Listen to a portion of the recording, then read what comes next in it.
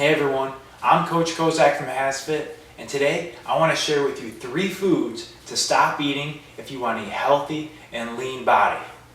Now before I tell you the 3 foods, I want to share with you kind of an interesting fact. Now in the history of mankind, there's been over 80,000 edible foods that we've consumed. Now of those 80,000, over 3,000 of them have been widespread and available across the planet. Knowing that, I was shocked to find out that these 3 foods actually account for 67% of the Western diet. The 3 foods are corn, soy, and wheat. So what would be a reasonable percentage of these 3 foods, you may be asking? Well, throughout human history, we've consumed about 1 to 4% of our diet on corn, soy, and wheat.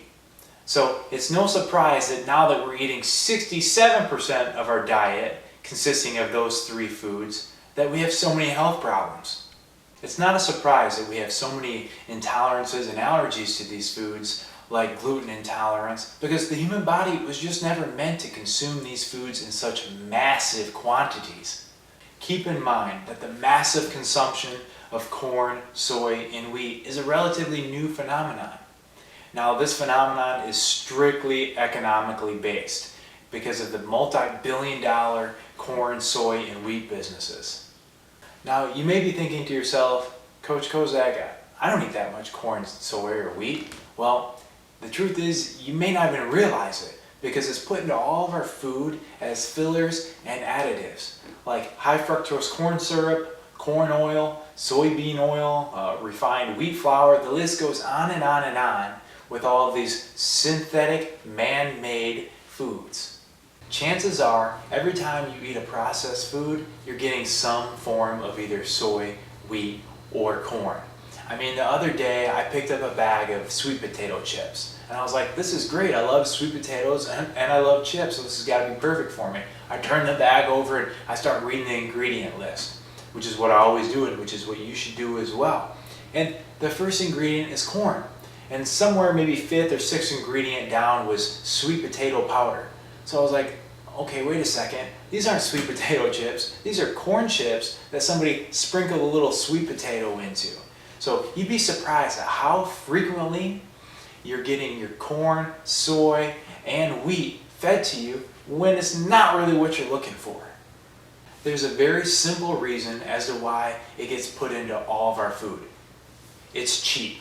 They're cheap ingredients and there's a lot of it to go around. They make good fillers and they're easily flavored. So again, back to my sweet potato chips, well, it was a lot cheaper for them to make a corn chip with a little bit of sweet potato in there than it was for them to actually make sweet potato chips. So unfortunately, with our desire to constantly make as much money as possible and to drive margins higher, us as the consumers are the ones getting the raw end of the deal. So you just have to make sure you're checking your labels.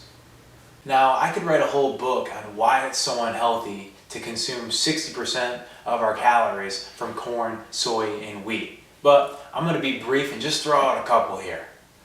It causes an extremely unnatural and unhealthy ratio of omega-6 to omega-3 fats in our diet.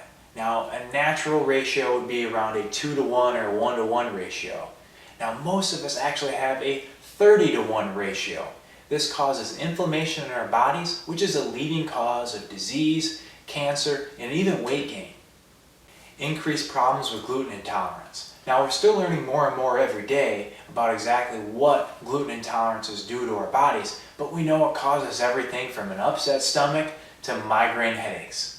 High fructose corn syrup has an entire laundry list of symptoms associated with it, from weight gain to blood sugar swings to reduced insulin sensitivity to even reduced memory and learning capabilities.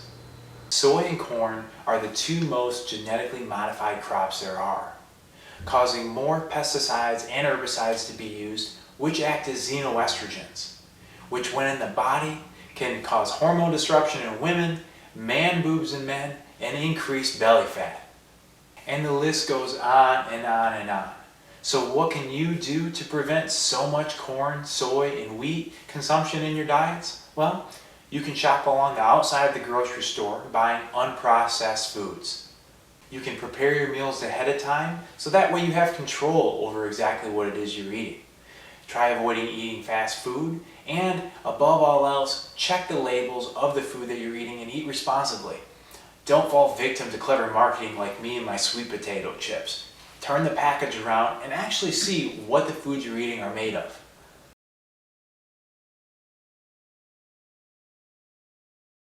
While not all soy, corn, and wheat are bad, it's important to try to limit them to reasonable, healthy ratios in our diet.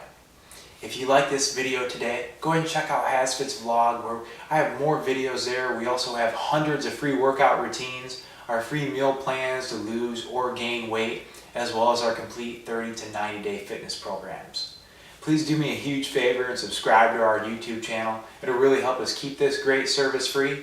And you can like us on our Facebook fan page or follow us on Twitter, and we'll make sure we get you the best daily motivation.